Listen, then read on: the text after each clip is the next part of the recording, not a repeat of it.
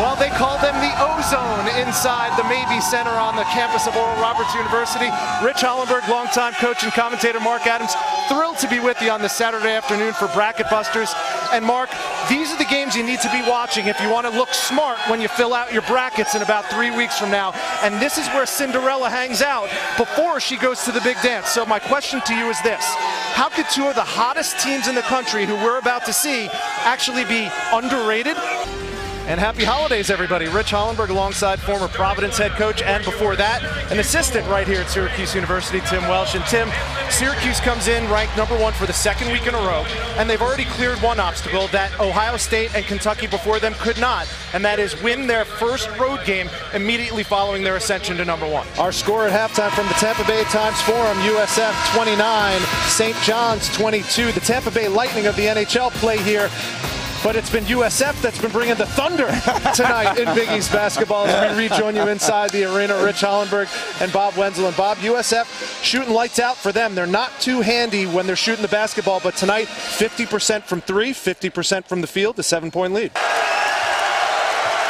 Missouri has 2 timeouts left. ODU has 3.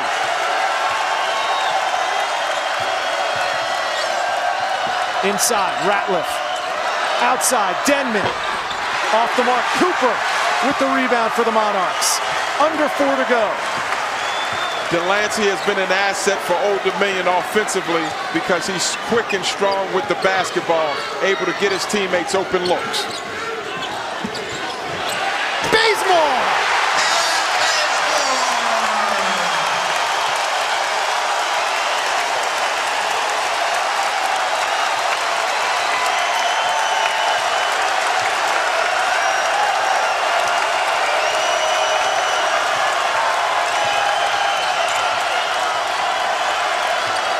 Missouri's offense is stagnant, too much standing around. Dixon with the drive, the hoop, and the foul. Clutch play by Michael Dixon.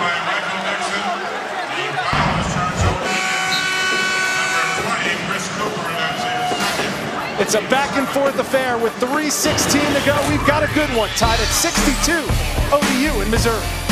Rich Hollenberg and Adrian Branch, the rest of the ESPNU crew, we've been treated to a dandy tonight. From the Ted Constant Convocation Center, Blaine Taylor's ODU Monarchs have taken every shot that Missouri could offer up and has held their ground. The last time ODU beat a top 10 team back in 2006 versus number 8 Georgetown. They beat them by 13 then. This is the second highest ranked team that's ever come into the Ted Dome.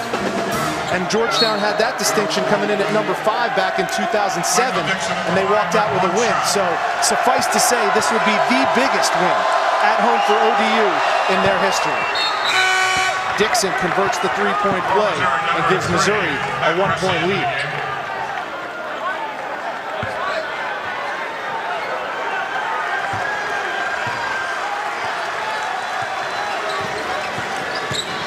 Blaine Taylor has found a player in Delancey coming off the bench with his ability to control the pressure of Missouri.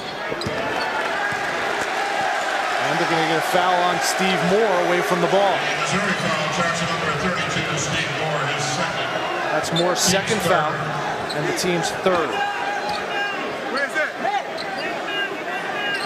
For Old Dominion, they've been getting mileage out of their out-of-bounds plays. And it comes down to sharp cutting and good passing. 3 minutes left.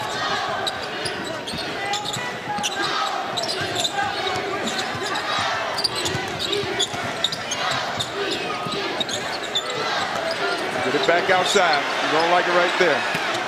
Cooper, turnaround, and 1!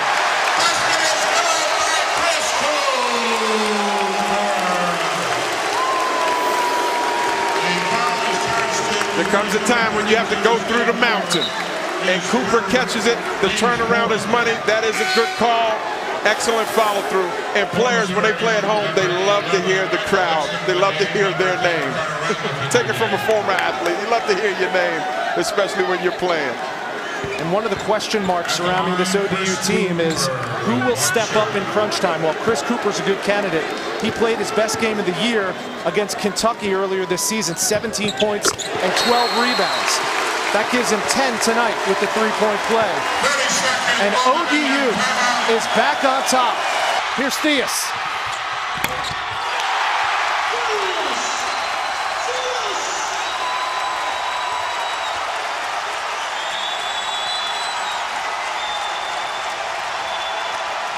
Paul, how do you stop an avalanche? You have to make short passes, attack this pressure. Not with dribbling, but with short passes.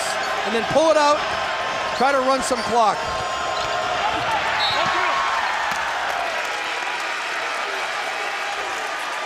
If you don't score as soon as you break this pressure, Rich, you got to bring the ball back out and run your stuff.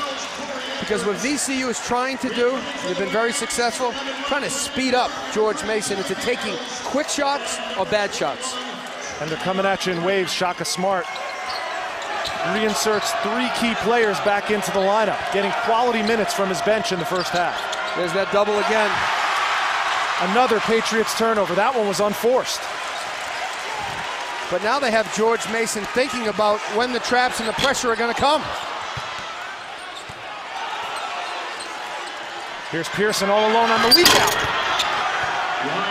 Pearson's been the lone bright spot for the Patriots, 11 points in the first half.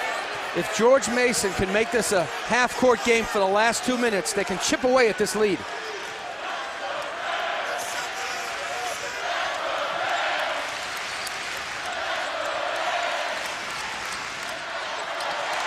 Graham saves it. Bounce pass, Reddick. He's fouled and will go to the line.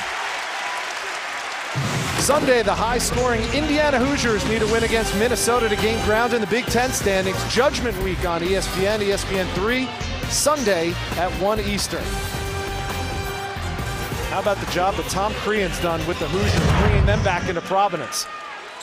They have a great recruiting class coming in next year, Indiana. Top 10 in the country, yet led by point guard Yogi Fell. And you talk about Indiana, you talk about the freshman Cody Zeller, 15.7 points per game.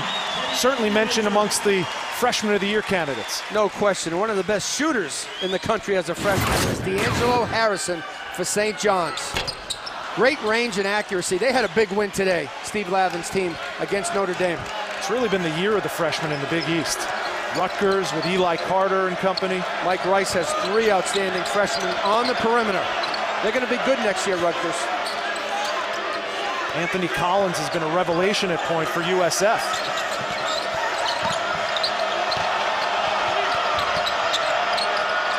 Ten to shoot for Patriots. Cornelius. That all happened because the ball got reversed from side to side and the passes were short. Nobody was holding on to the basketball for George Mason. That was their best offensive possession so far in the first half. Coming up on 1 minute to go in the first half, it's been all VCU, a 16-point lead with the ball. Same ball screen we saw earlier. Okirafor, and Copes gets him with the hip. George Mason has the ball on the right side of the floor. Kick it back and over. That's how you play good offense against a suffocating defense. Make them rotate, make them move the basketball. Good job by Paul Hewitt's team. Here's Teddy Okirafor, a seldom used backup point guard. He really just comes on the court to spell Darius Theus, but he's contributed some significant minutes in this contest. Knocks down his first free throw. You talk about going out of your comfort zone to recruit. Teddy Okirafor is from London, England. Shaka Smart has it going on here at VCU. He can go anywhere in the world. He's international. Okirafor knocks them both down. It's back up to an 18-point edge. Talking to Dave Tellup, our colleague, he loves Brandon Burgess' brother, Jordan Burgess. Says he's going to be better than Brandon at shooting the basketball and with toughness. Can you imagine that coming to VCU next year?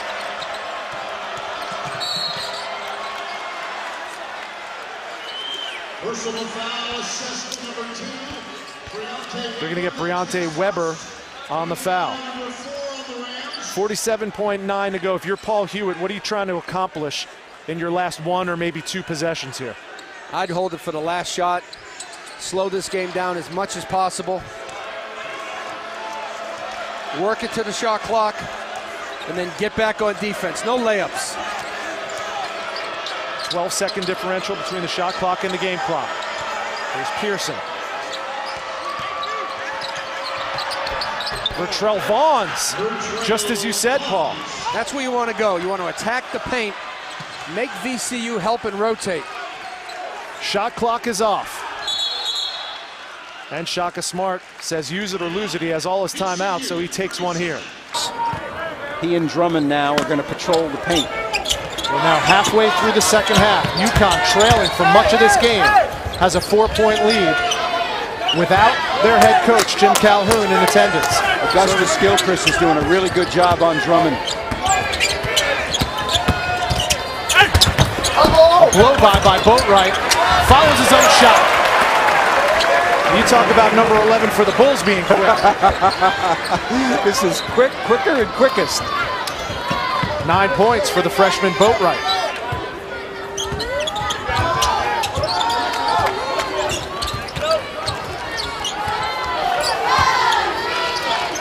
South Florida has not lost in this building.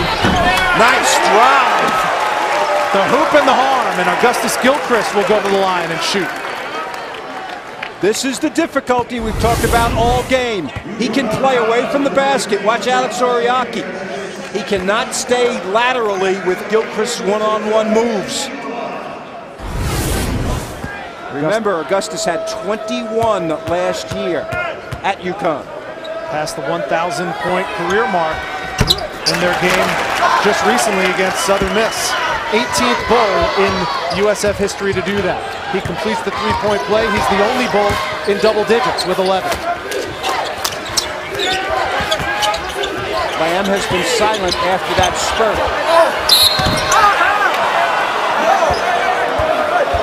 Ariaki's foul. You know, Oriaki on that play, let's watch it. He tries to get contact instead of shoot the ball. Watch this. See how he goes into the defense? And he gets the call, but he could have gone straight up and maybe gotten the basket. It's a nice pass right here. Maybe really threaded the needle on that one. He did. Oriaki's only a 55% shooter from there. Earlier this year, Alex Oriaki almost creating a Twitter war over some comments that he posted on the social networking site, disapproving of Jim Calhoun's managing of his minutes. But luckily, talking to George Blaney, George said, it's a good thing that Jim doesn't know what Twitter is.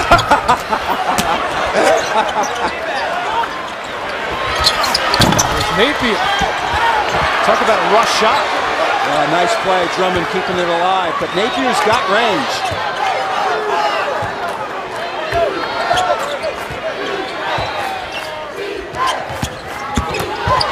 Boatwright blocked by Fitzpatrick.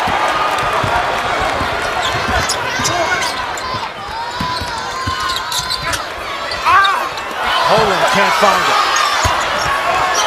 Anderson. Vintage Big East basketball, Bob.